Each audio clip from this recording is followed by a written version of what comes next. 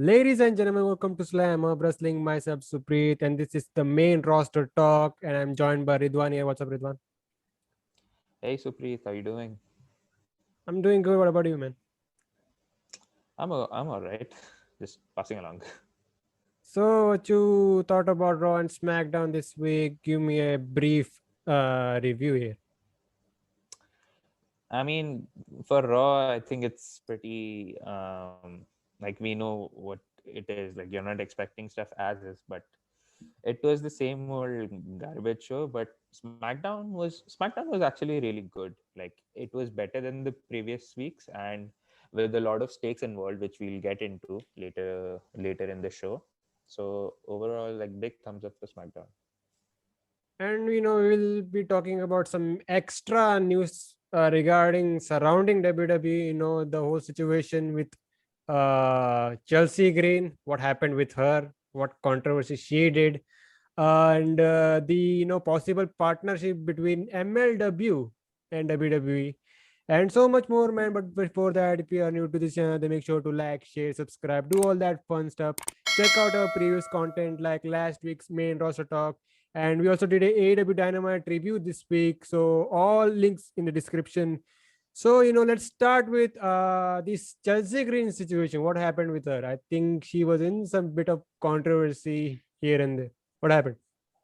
Yeah, it was not an eventful week for Chelsea Green at all after her release. So, I mean, only positive thing that happened with her was the podcast, which I'll get into in a while. But let's start off with the controversies. So, there was some graphic designer on Twitter by the name of Salsa Boy, at the rate Salsa Boy on Twitter. So, he had made an artwork on Chelsea Green, like as a fan art, and Chelsea Green had posted it on her story, which is good, but she didn't give him the credits for it.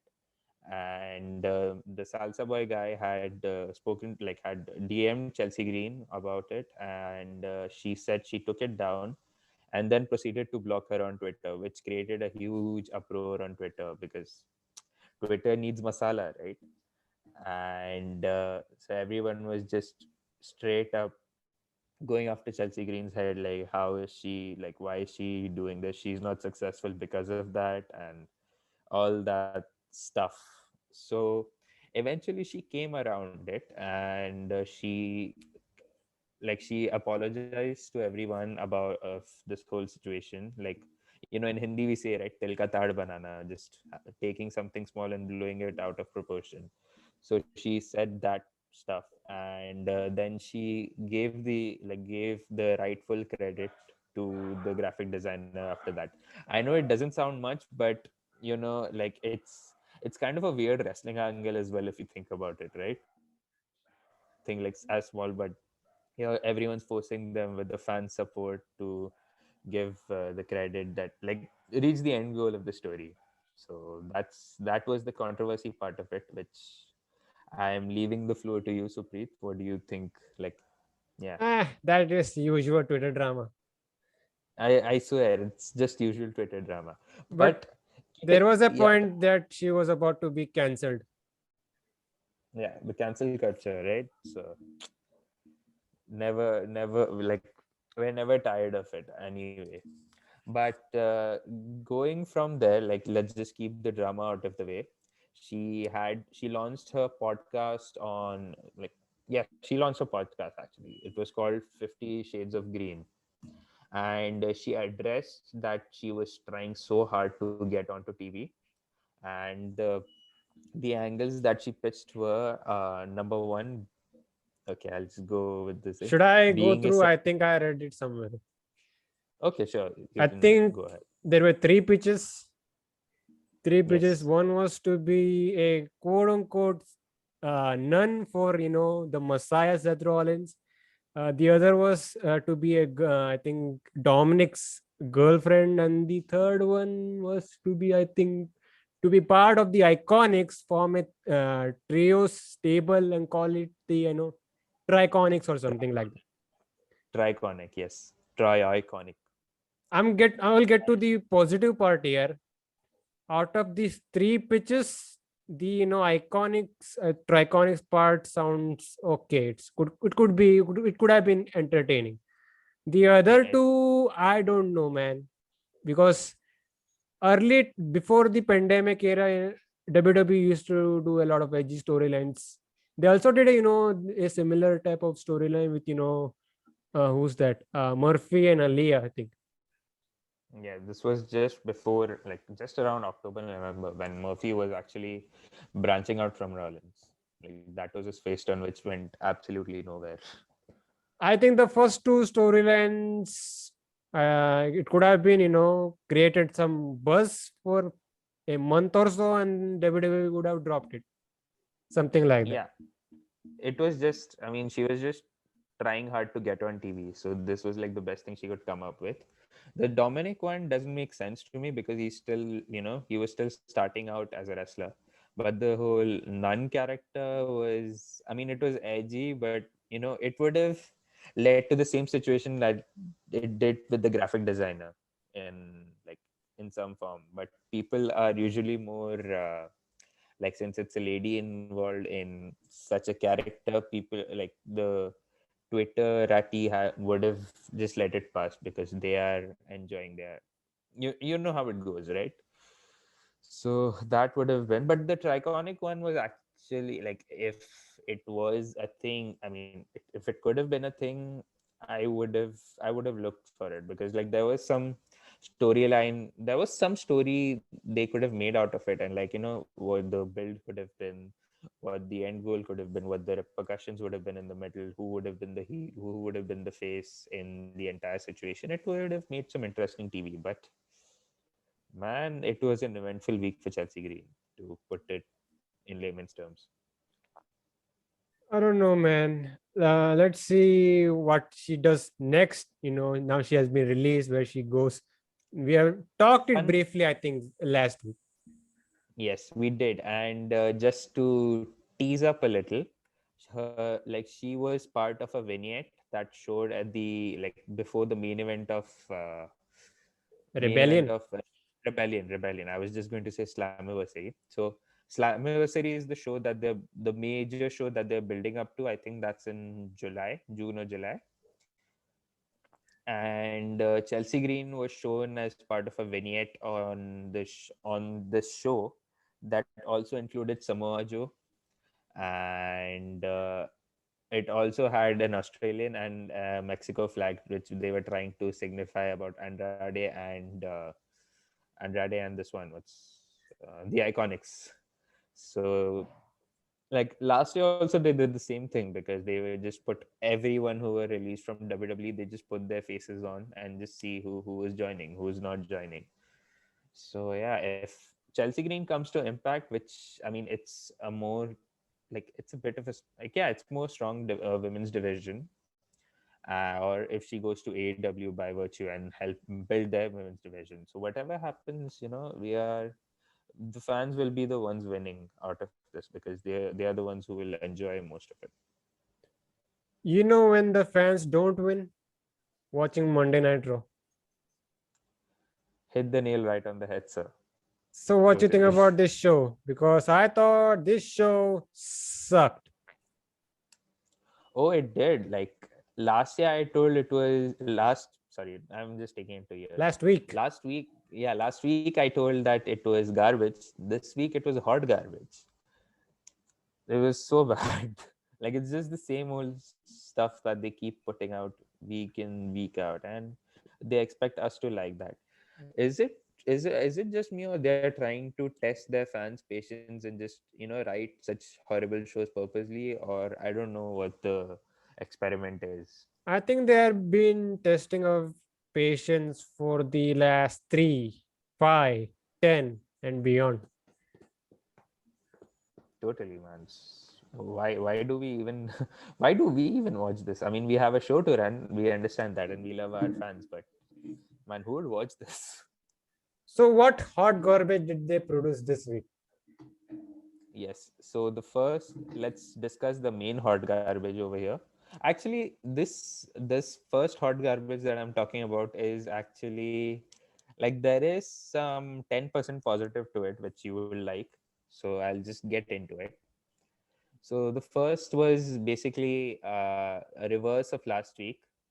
So Mason T-Bar wanted to face, like they were scheduled to face Braun Strowman in a 2-on-1 handicap match, and it ended with disqualification. And Drew McIntyre came to even the odds, which was a copy paste to last week's thing, which became a tag team match now, player.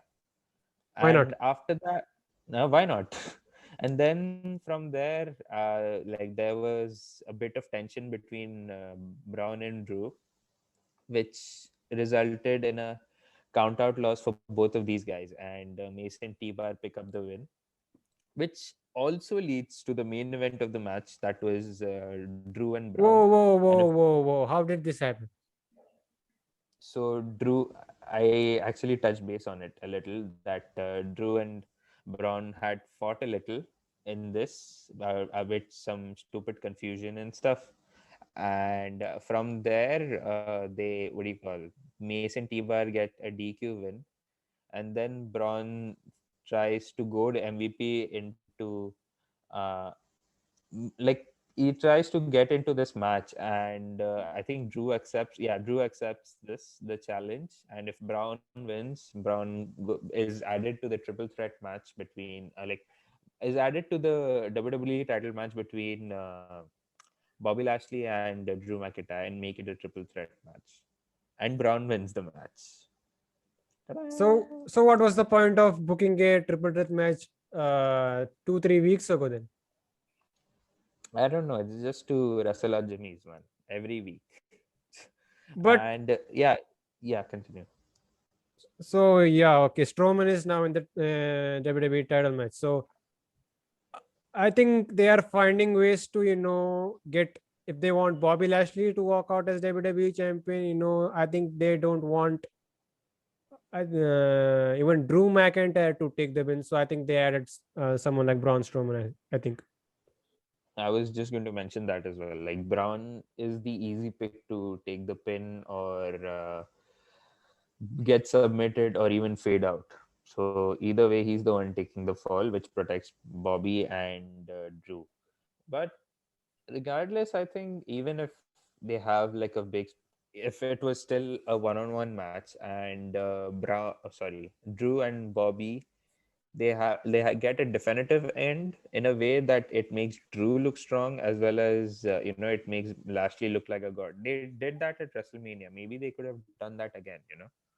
Like have him kick out of like multiple spears and stuff, and then there's something like a hurt lock. Also, he tries to get out of it, but then he eventually succumbs to it. Something like that they could have done.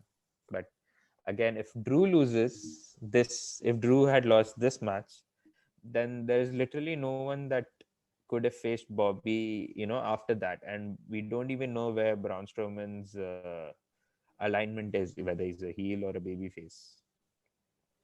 And what is with this situation with T-Bar and Mace? Have they explained yet what's their alliance with MVP? They didn't like, it was a confusing angle, because they were just there like they are out for themselves. And to be frank, they're not even doing the bidding for MVP either. They're just there as like, they may get paid by MVP for that, in kayfabe. And yeah, that's about it. I think they're just out for themselves. They're trying to establish their name, and then maybe, if like tracing back the curtain a little, maybe they try to put them into a tag title picture sooner or later. But their names are still T-Bar and Mace, even though they gave Dijakovic his old gear back. Did they? Yeah, they did. I mean, kind of, even though it was still a generic version of it, like he was still in his trunks. So And maybe, why are they looking like road warriors? oh man, they are like a very, if you order Road Warriors from wish.com, it'll be these guys. And what Do we else have did we have expect do we have except a Wish this version? garbage here? Do we have a Wish version of like, do we have a version of Wish in India, wish.com? I don't think so. Like, which was the most cheapest marketplace in India? Big Bazaar. No, Big Bazaar is still good, man. For groceries, it's like a happening place. All right, so never mind. Let's go to the next one. That's the Miz, Elias, and Jackson Riker taking on the New Day and quote unquote the Archer of Tomatoes, Damien Priest. Why the hell they have put Damien Priest here? Don't know why the hell did they put Miz and Morrison and Jackson Riker and Elias together? Doesn't make sense to me. Was this just a Except simple Miss TV? yeah, it was a Miss TV. They're trying to crap on both their opponents, like who they're feuding with, and the New Day come out with yeah. So I get it a little bit because Miz's shtick is being a Hollywood star, and Rotten Tomatoes is a website to critic movies. So they were just throwing that on all of them involved. So that's your joke for the day. But why is Damon Priest doing that? Like, he was such a, I mean, I don't want to say badass because again, it's a very cliched term for people going from doing something meaningful in NXT to doing piss all in on the main roster. But he was actually like this cool party dude who had like a brooding voice to throwing tomatoes on the Miz and Morrison and Elias and racist. So I don't know, man. I don't know. I Yeah. said this when we were covering WrestleMania or something. His alliance with Bad Bunny, I think, kind of saved him. Uh, he was actually getting a push now, but now I think we are seeing the cracks form in Damien Priest booking already. Yes, and how long has it been? Like, he's only been here 3-4 months now. Sad. And So what did this like, segment lead to, man? What did this segment lead to?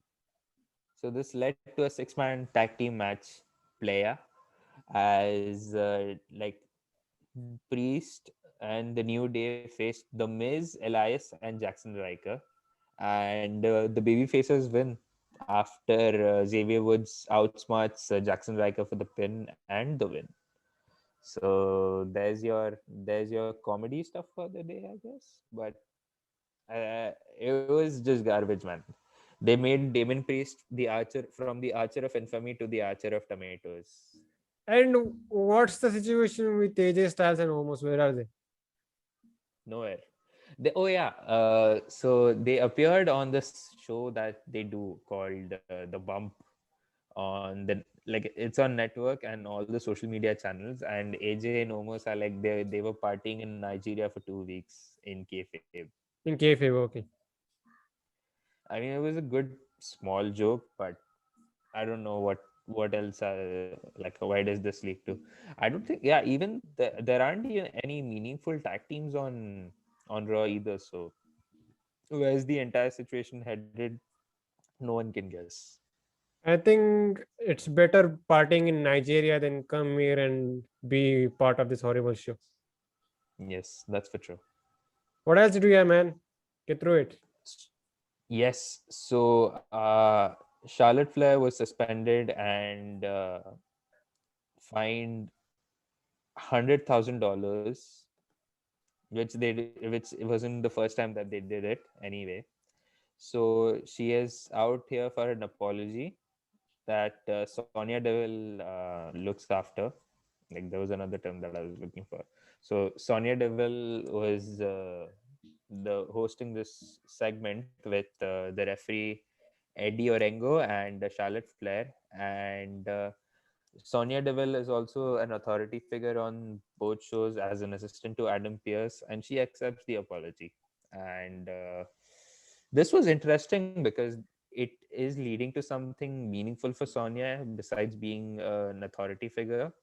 So maybe Charlotte Flair has her in her back pocket, and she can get away with things. So there is an alliance forming here, which is good for both these women because they have something meaningful to do. And with the whole situation of Rhea and Asuka, and having Charlotte, who has an authority figure with her to take liberties with, maybe we have something good on our hands, because this is the most interesting thing that, I mean, besides the first promo that she cut when she returned on Raw. Besides that, this is also a very interesting wrinkle in the story that they've done. So this could very well be the best thing on Raw right now, which isn't saying much. Have they ever explained why Sonya Deville is a authority figure? Yeah, so they did that on SmackDown because she was just exclusively appearing on SmackDown back then. So she was just trying to, form a new lease of life after she got fired. She was fired, right, in kayfabe In after kayfabe. losing. Yeah, they were trying to do a hair versus hair match, and real life had to intervene. So after that, Sonya Deville got fired. She is on a hiatus, and then she returns as trying to make amends with the people, and having learned from her mistakes. And she becomes Adam Pierce's assistant, helping her book matches and stuff. And it was a bit of a babyface move, a little, maybe, because she wasn't doing anything heelish. So by that sense, it was working out fine for her. So, but they're trying to expand her character as a authority figure, and having to pair her with Charlotte Flair, I think it's good with me. It's not much of a problem, and it's leading up to something later down the line, and only time will tell how good it will be. But should I get to the second part of it, or I, now I it's think if that's the case, they're doing a alliance with Charlotte Flair, then it works better for Sonya Deville.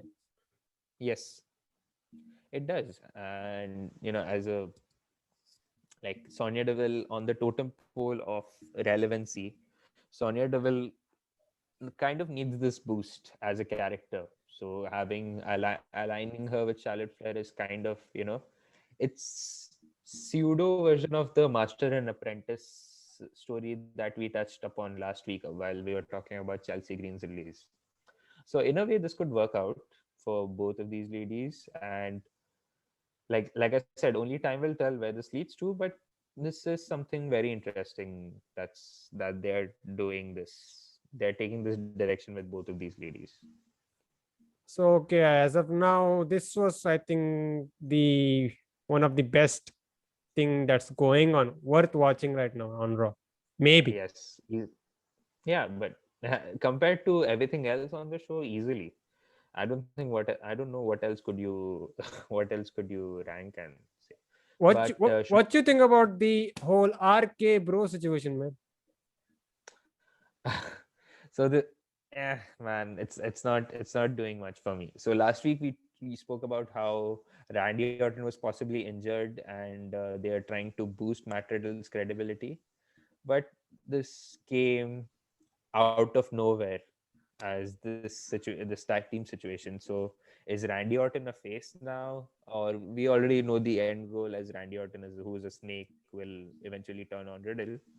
But they defeated Cedric Alexander and Shelton Benjamin, who have become the resident jobbers of Wait a minute, Raw. wait a As minute.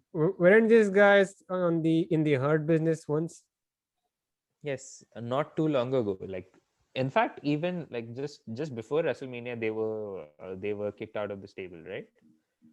And now they're jobbing out like willy nilly to every returning or possibly new tag team on the show, which is like such a fall from grace, man. So sad. And like I said last week about the RK bro, Randy Orton working with Riddle, I think it favors Riddle. At the end of the day, he's liking Riddle and he wants to work with this guy, so it's better for Riddle. And I think he's gonna quickly, automatically move up the card. Yes, I mean, it's a boost for Riddle, yes, but I'm just trying to get around the kayfabe aspect of it. Like, why is this happening? And we already know where this will happen. Like, the inevitable turn of Randy Orton being the snake that he is eventually going to turn on Riddle. So let's see where this goes, and if Riddle benefits, and if they're, if they're successful in making a credible babyface star on the show apart from Drew McIntyre, then I think this works. So let's see what happens. What else did we have, man? Yeah, so I was like, we were talking about Charlotte Flair's alliance with Sonya Deville, and there's another interesting wrinkle that happened. So Sonya Deville sets up a match for Charlotte Flair with Sonya Deville's ex best friend, or her real life best friend, Mandy Rose, and Charlotte Flair wins clean as a definitive statement. So I was, yeah, like, it's interesting, this whole Sonya and Charlotte situation. And like I said, only time will tell where this goes. But for now, this week it was, I if they were to put a positive and negative column, this ranks straight up on top of the positive list for me.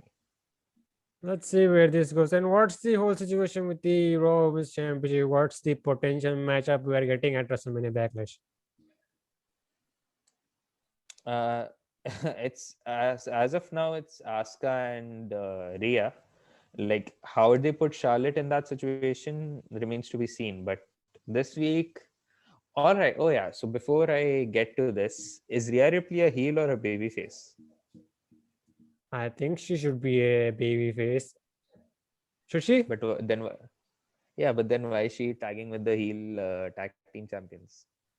So what did we have? What match was booked for this week? So it was Asuka, Naomi, and Lana taking on the champions Rhea Ripley, Shayna Baszler, and Nia Jax. And the heels pick up the win. First of After all, Nia Jax, first of all, tell me, did she cut a promo this week? Rhea Ripley. she she did, but it was leading to nowhere. Like, what did you think of a promo this week? I think I didn't catch a promo this week, but I think I seen the last 2 weeks of promo, which is coming off scripted, and I think she got a lot of hate on Twitter as well. Yeah, I mean, Vince Russo pointed it out on his podcast on Sportskeeda, that she's literally reading off cue cards on off camera. It's not a good start for Rhea Ripley, even if she's a women's champion. So it's kind of hurting her character, and they immediately put her on the heel side of things. So it's not really working out, man. These people cannot even book Rhea Ripley properly, and how can we expect Io Shirai to succeed? Only one spot, catering. Back to catering, she goes with Titus Catering. Man, so Nia Jax picks up the win on after she hits a leg drop on Lana, and Rhea. Oh yeah, before the leg drop, Rhea hits a riptide on her. So that's your tag match of the evening. And what else Yeah, I did we think have, man, except this Raw Women's Championship situation? What else did we have? so we kind of. I don't think we even discussed this last week. So Angel Gaza is trying to make moves on Nia Jax to be her sommelier, that whatever Reginald is. So I don't know what that situation is, but poor Gaza, man. It's like they saw a potential star. Like, it's the usual crap. They try to see a star in someone and then just immediately you know, throw him into the ground. He's become a jobber now, which is sad. There are a lot of guys here and this not being used that could be, do something in that mid card division. Yes, the mid card division in Raw has to be, it needs a boost. And And speaking where of the mid card, and where the hell is Ricochet? oh, Ricochet and Ali had, like, they were building this match on Twitter for some reason. So Ricochet and Ali, they were cutting promos on each other on a match for main event. They're trying to generate interest for that, and I haven't seen the match. I don't know what the result of that is, but they were really trying hard to extend that feud on a C show. Why And don't we speak get these guys on Raw instead? Why are we no, seeing no, the same matches, rematches every week on Raw? yes, and Are they like? Is it just me, or is Ricochet? They're actually trying to give a shit about. I mean, they're not giving a shit about Ricochet, but like, is they are Ricochet actually cutting promos now, which is surprising. You know what? Another guy that was cutting promos was Kalisto, and he got released.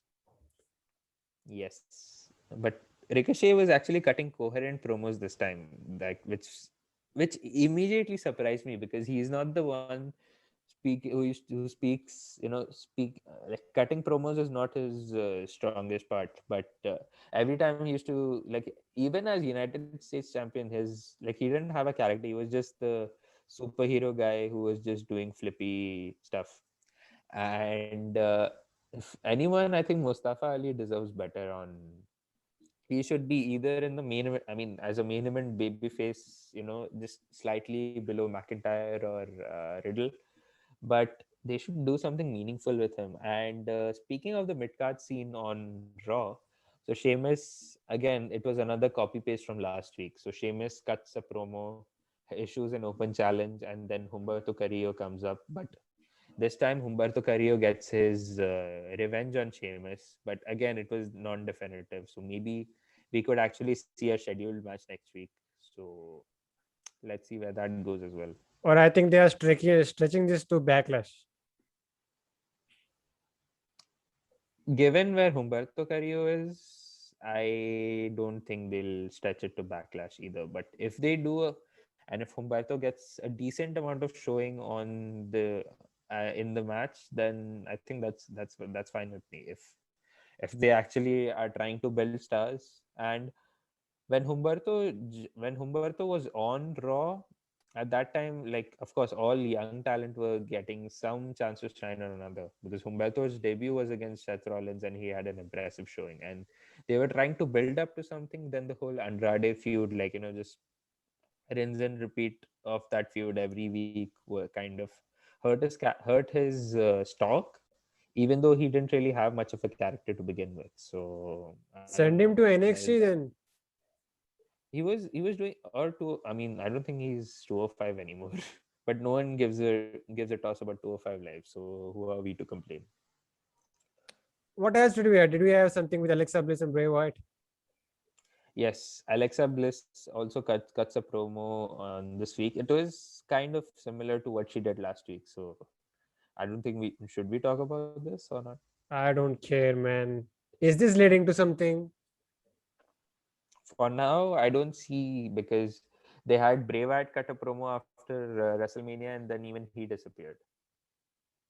There you go. That's the whole situation there. Yes, I think this and was Raw, I apart, think. yeah, this was very much raw. I don't. It didn't really take us much time to review it, which in the grand scheme of things is good, because our podcasters, our listeners wouldn't, they'd be caring less, because we keep, crapping on the show week in week out. So there you go. We save some time for you. So thank us later. Let's move on to some positive stuff, man. I think we talked about, WWE, they are looking to get fans back, a full capacity fans back. The report is that they could be getting that at SummerSlam.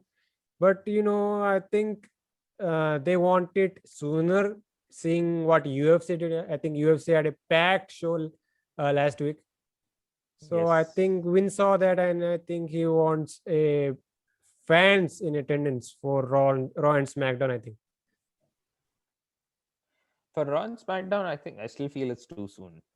Like, depends on what the COVID situation is over there. But if they are, I think they should stretch it out. For now, they should stretch it out to SummerSlam, because SummerSlam is like the second biggest show that they do every year. And if WrestleMania had fans, maybe you could just, rest that up a little and save it up for SummerSlam, where it'll actually matter. Having the fans back, as of this moment, is like an achievement. So if WWE can keep that for their biggest show, then I think it works in that sense. But I don't think for now at least, that any of the weekly shows or the B pay-per-views needs crowds. I think they can still do it with Thunderdome. I think fans need to come back as soon as possible. just to take the level of this show some a little bit to that exciting level. And if for example, if we get fans on SmackDown, that would be a great show. I would say every week. Yeah, I mean, given the quality of programming that SmackDown's putting out every week, so in that sense, yes. But again, I still feel it's too soon. But like I said, it depends on what the COVID situation is over there. So once that is sorted, hopefully soon, then if the crowds are back, even if in like some small capacities, then let's see how that fares. But it's having fans back is like it really adds up to the show, which has clearly been lacking since the whole pandemic era started. But yeah, let's see how that goes. But it'll be interesting if the fans are back. It's just that I don't feel it should be that soon. But again, the depends on the situation entirely. MLW is getting back fans 25% or something. Oh yes, they are getting fans back. And have you been watching MLW? Like, have you ever watched any of the previous I shows? I never, I think, except one match, I never seen the MLW product. I was watching it in like late 2018 or during the fall time. They have like these guys were still there. MJF was there, and Jake Hager was there at that time, and Tommy Dreamer, Sami Callihan, and this guy, what's his name? Uh, they were Jacob like they Fatu. have no Jacob Fatu was like he hadn't started out yet at that time. So I was talking in reference to like a more prominent stars that are there currently. But MLW as of now, like I've just watched it in bits and pieces nowadays because of lack of time. They have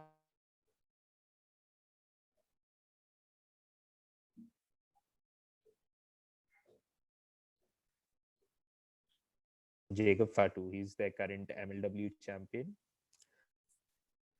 Yep, yep, yep.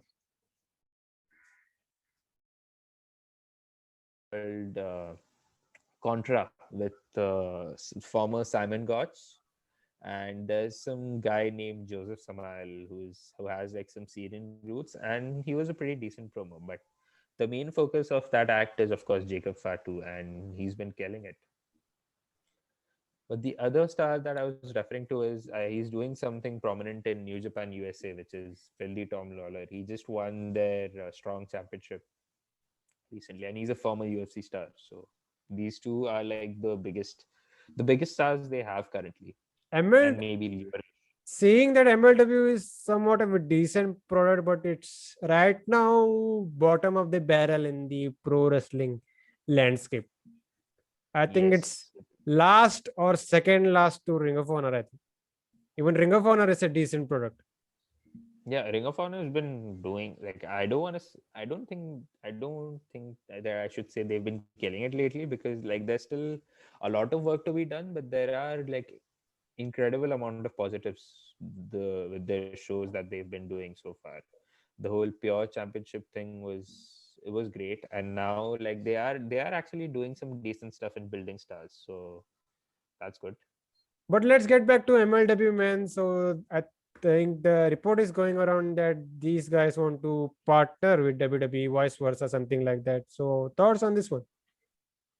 Yes, so it was as part of the latest observer from Big Dave himself that like it starts off as, and it's largely a speculation in the grand scheme of things, that like it was addressed initially as WWE is kind of pissed that they're not working with any other promotions in USA as part of helping exchange talent and stuff.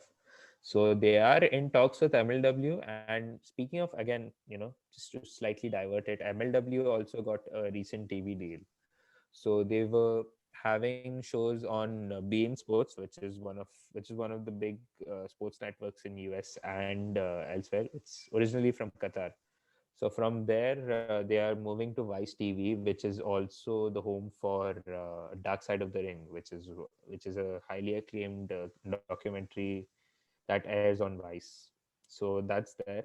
And this whole the whole premise of the WWE and MLW partnership is to let the stars who aren't being used, or any performance center recruits, can get some exposure and some TV time over there. So it's kind of like how what ECW was doing in the 90s during the Monday Night Wars, taking some of the WWE undercard talent and giving them exposure and TV time. So that's something. And it's fine with me, because again, there are the NXT talent pool is bloated right now, and a lot of these guys could get some exposure over there, like kind of like what ECW was in 2006 2007, as like underused talent can go there, get like a refreshing outlook on things, and once they are back a slightly little relevant, they can jump back into the scene on either Raw and SmackDown. So this is the case with NXT and MLW. But I feel this was something that they wanted to do with Evolve in the beginning. So what's the deal with Evolve now? Is it completely dissolved with WWE? I think it is, but the last rumors are to be recalled. They were trying to make a show for Evolve on the network, which was, again, it was trying to serve the same purpose as giving wrestlers training on of the how the TV works with the hard cam and stuff, and getting them to wrestle, and then graduating them on to the NXT main show. So on the topic of this partnership here, so do you think you said they could send the guys that are not being used to MLW? Do you think will it fit only for NXT or the entire WWE? It will be so much better if the entire WWE was involved, but the level of the level of programming that is there, I think it only befits NXT for now. Maybe later, if this partnership is successful, which we hope so, then we can see a lot of underused talents on the main roster to go there and do something meaningful. But I don't want to say main concern over here, but MLW currently is also in partnership with AAA in Mexico, as well as, like, if Filthy Tom Lawler is counted, then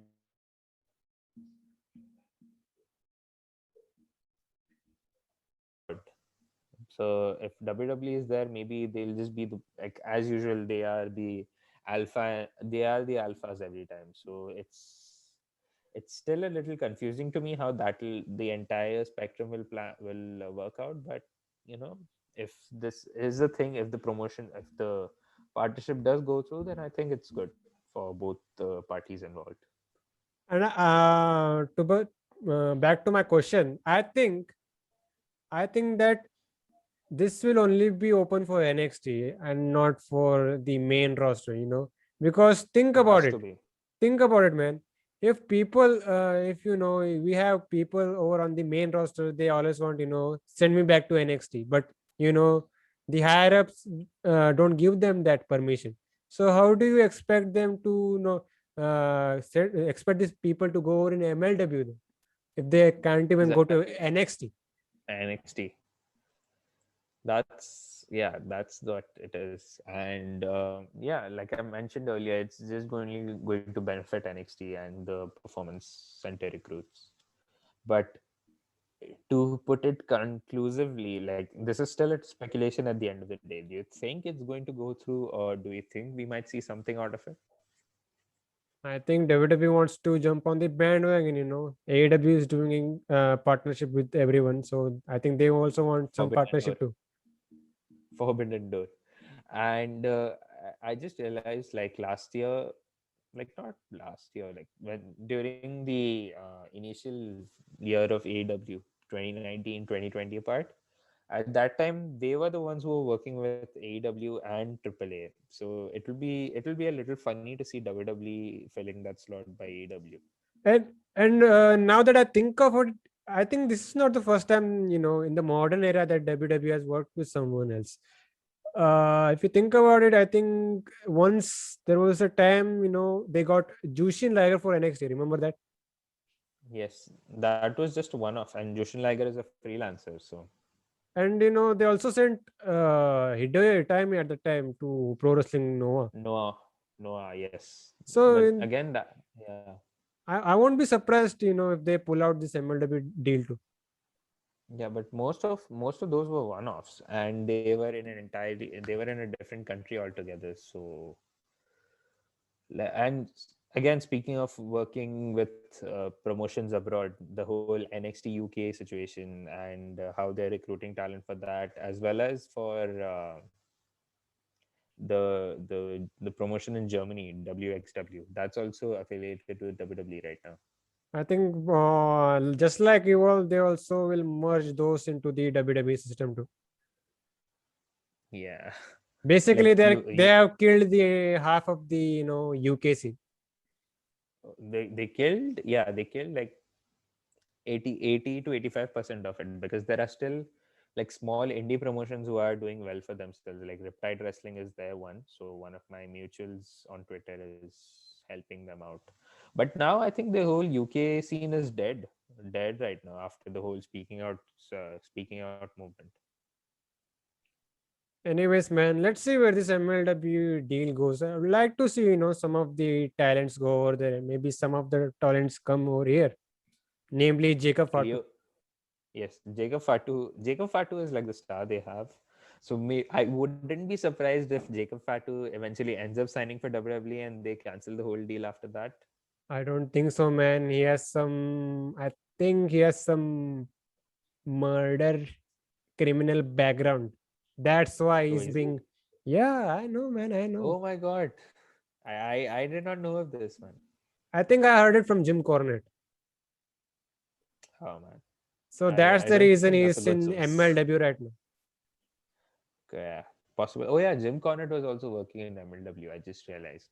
And speaking of Jim Cornette as well, and how I mentioned Austin Aries and Loki, they have made a home for like problematic talents. Maybe even Ivelisse will go there and do something meaningful. She'll become, I don't know what, their women's champion if they have a women's division. I don't think they have So a all women's division over there, do they? I I don't think so, but if they are trying to, like, if they eventually end up making one and Ivelisse goes there and she becomes a thing, God knows what's happening. Even Sami Callihan he's also known to be a bit of an ass, and if he went in MLW and did something meaningful over there too. So Let's see, man. Let's see where this goes. And you speak about the women's division.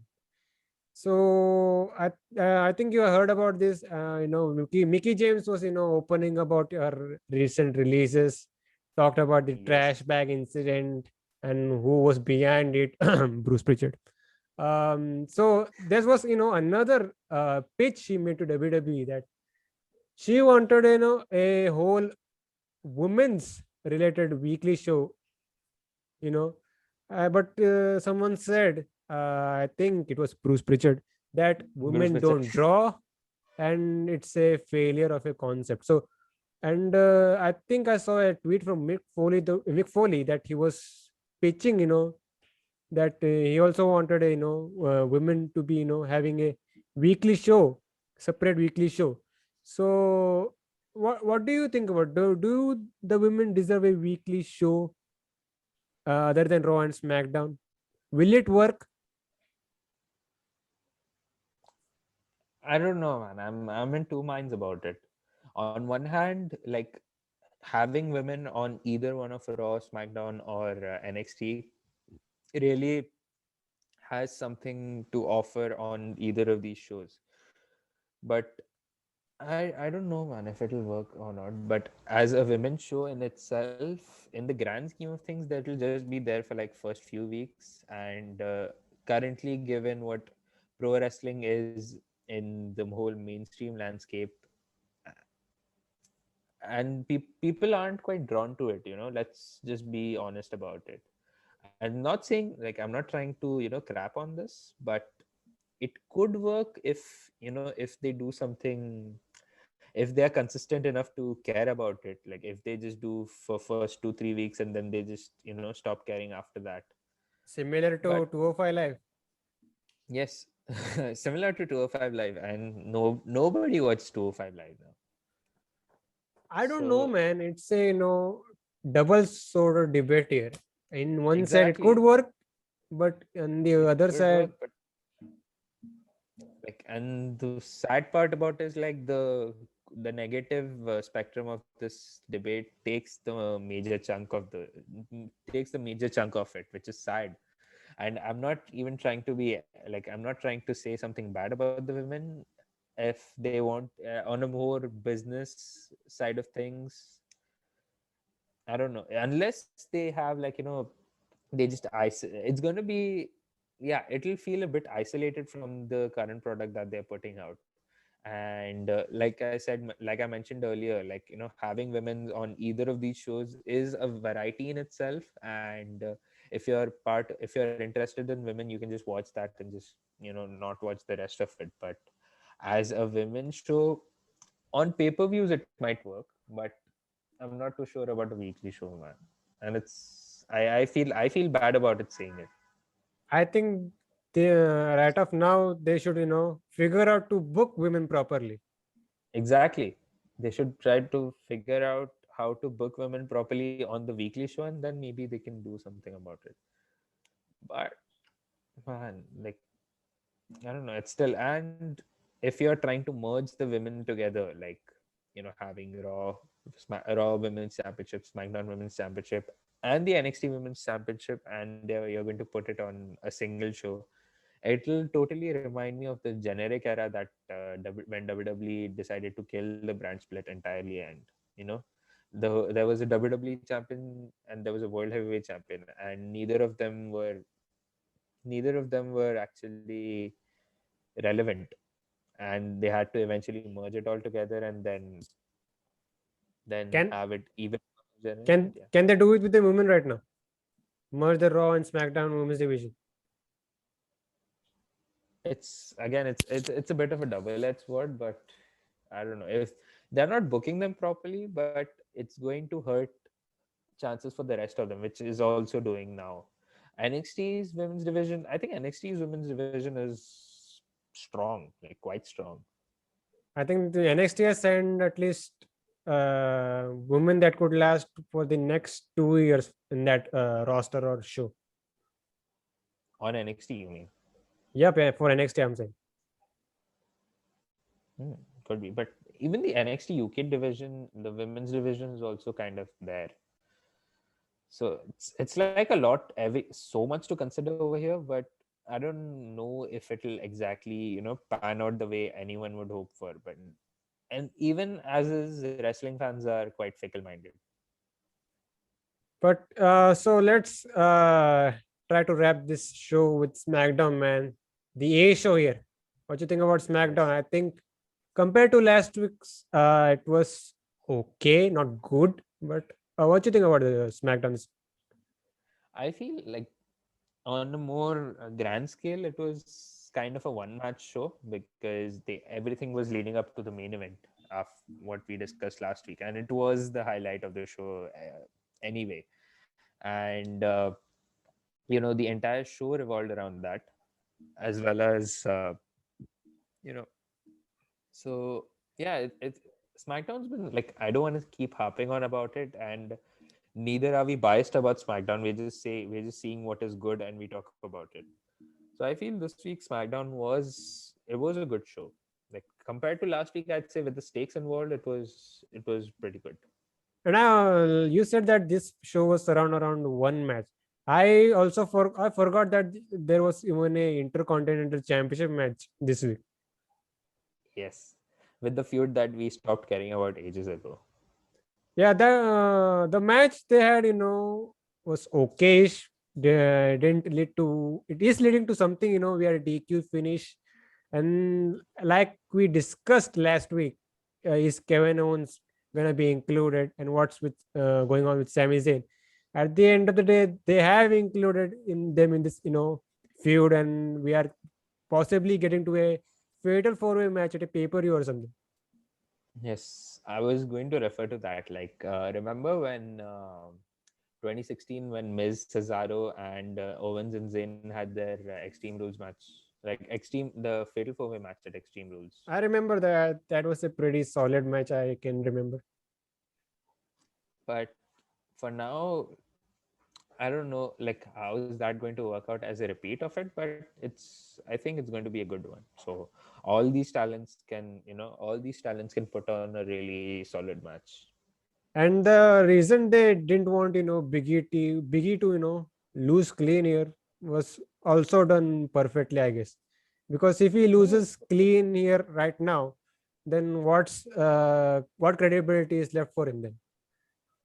Yes, and if they're trying to build Biggie for greater things in future, like trying to put him in a universal title picture after maybe Cesaro's done. So at that time, like it would hurt him big time had he just lost over here clean as a whistle. But if they are building a fatal 4-way match, easily it's Sami Zayn who's taking the pin, right? Maybe let's Because it see. won't Let's see. it won't hurt him much. It won't hurt him much because his character is the only thing that's keeping him going. Should be a good match if they book it. Oh, absolutely. Like all these four talents can work super matches. But let's talk about what they kicked off with. So we had, the situation with Bayley and Bianca Belair. So I think they booked a six-person tag team match, with Street Profits and the Dirty Dogs. Who won that match? It was won by the baby faces, that is Street Profits and Bianca. After Montez he hits a brilliant frog splash to pick up the win. By the way, that guy is the best frog splash in the business right now. In the business, like I don't know, like if I've seen any other frog splashes currently, but yeah, his frog splash is tremendous. And what is the logic here with, are they gonna, I think in WWE's mind, so Dirty Dogs was the guy ones that got pinned, right? Bobby Roode, Robert Yeah, Roode, I said. yes, yeah. So Rude was the one, but so technically they're gonna give Street Profits the title shot here. yes, but they're also building up for the Mysterios to have a title match with the Dirty Dogs after the promo that Rey and Dominic cut said their goal is to become tag team champions as father and son. Anyways, man, but this even and let's talk about this whole situation with Bailey and Bianca Belair, because it's feeling like an exhibition match right now for the pay-per-view.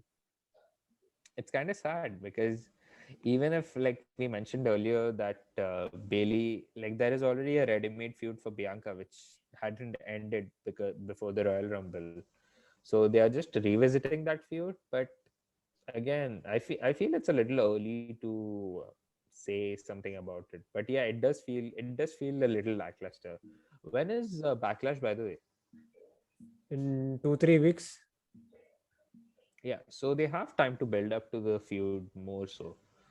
But I feel like Bianca, a win against Bailey will help Bianca, establish as a proper women's champion. Because I mean, the Sasha match was great. Bailey is like, she's kind of a historical figure on Smack, like one of the pillars of SmackDown currently. So Bianca getting a win on her would immediately boost her credibility as a champion. And I think they're gonna be doing Bailey, Sasha, some that dynamic for the coming months, I guess, because you don't have any other credible woman left on that roster. Like the whole division is a little bleak. Besides these three ladies, you have Natalia and Tamina who are doing FA.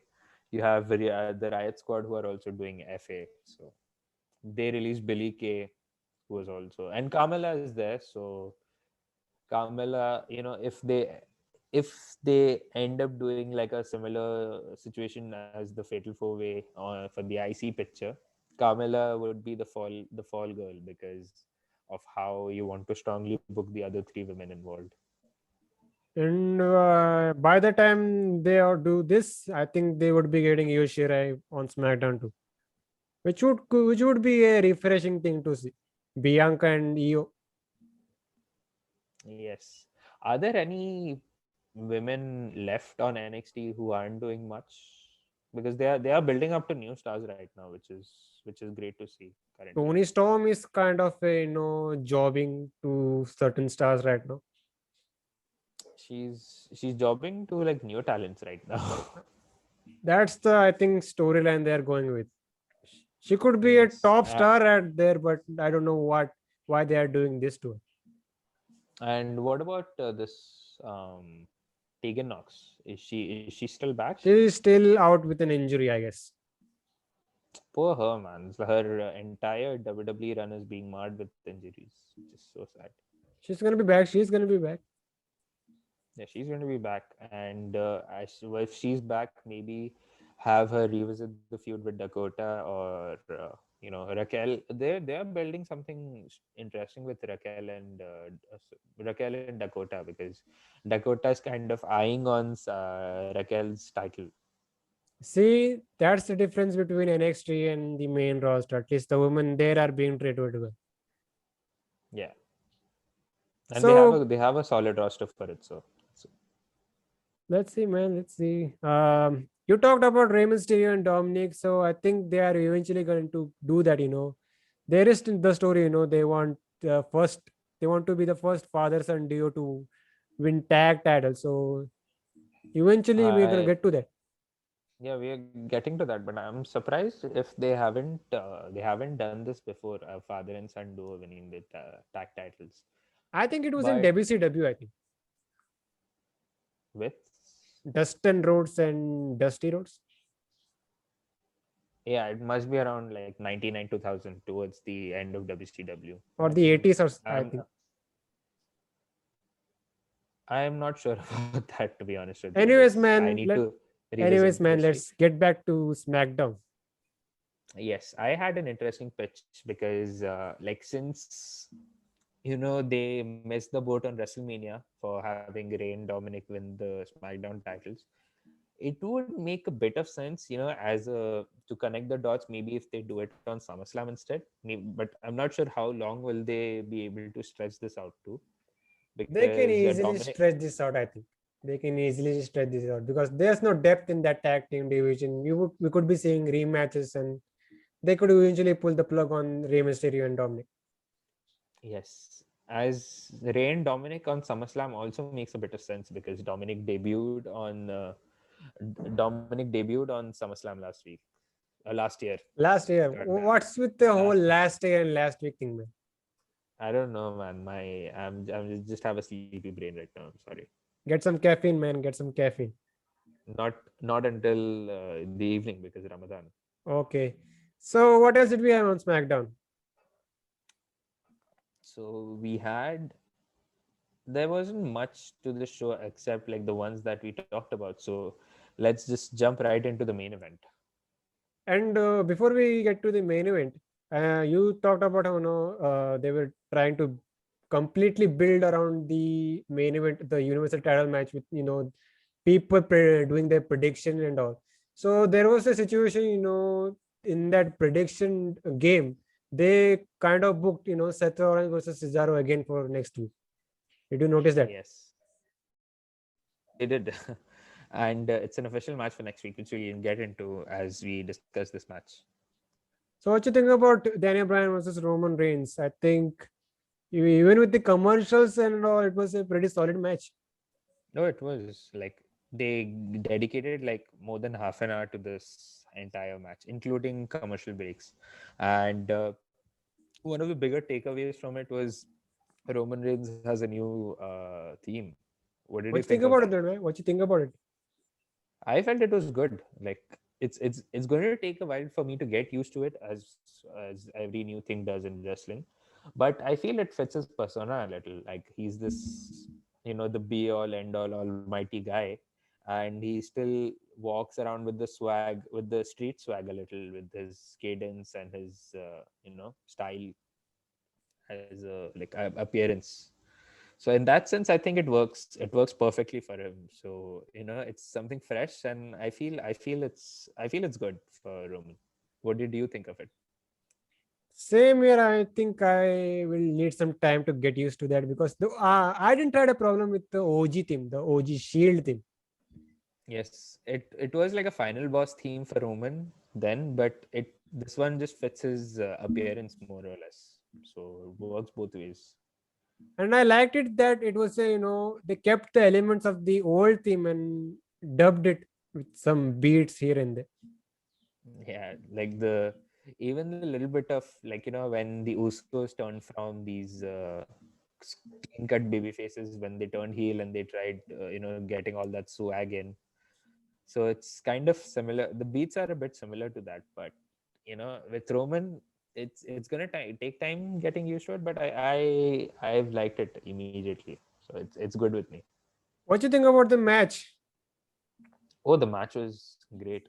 So like I said, there was like a lot of stakes involved, like a lot of high stakes.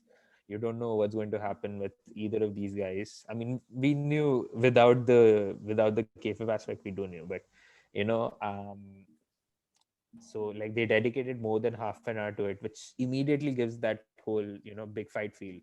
And the match in itself was great when Roman was, he was working through an injured arm, which Bryan was constantly targeting so that he doesn't hit his big moves. And the finish, like which led to the finish in itself, which we'll get into a little while. But man, overall, it was a really, really good match.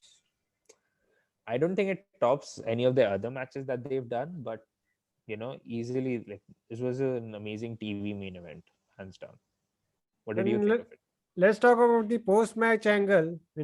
At the point, Roman Reigns was celebrating. Most fans like us, were thinking, "What's next for Daniel Bryan? Is this it?"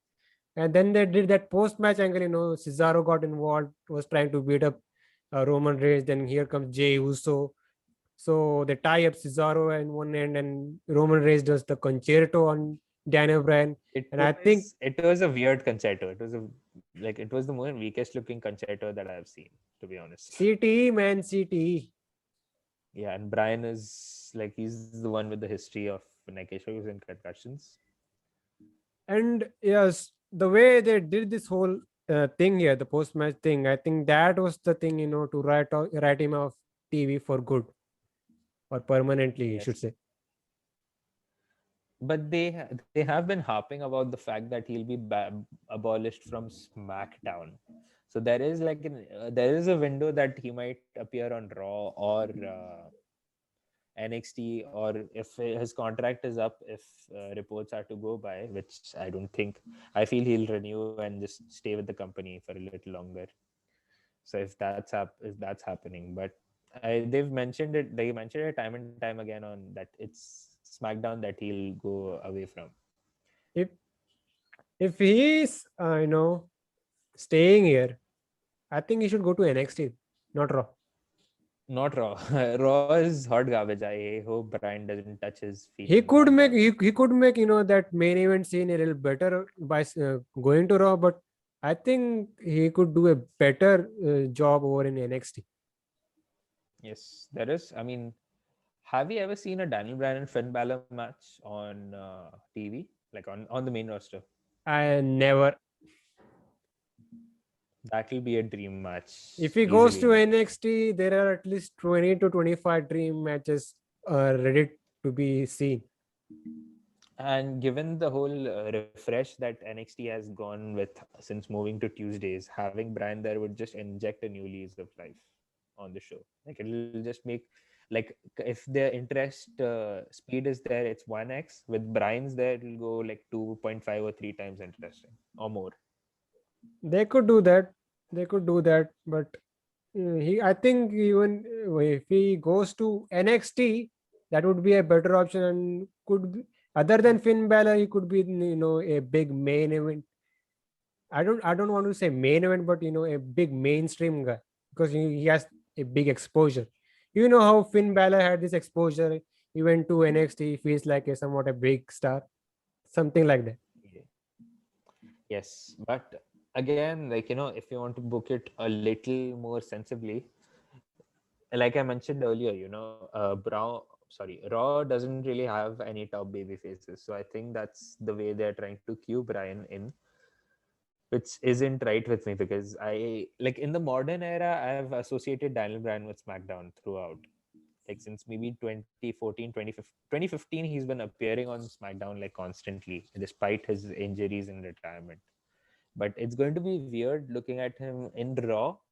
But if he's going hypocritically, if he goes to NXT, I'd be the happiest person there is.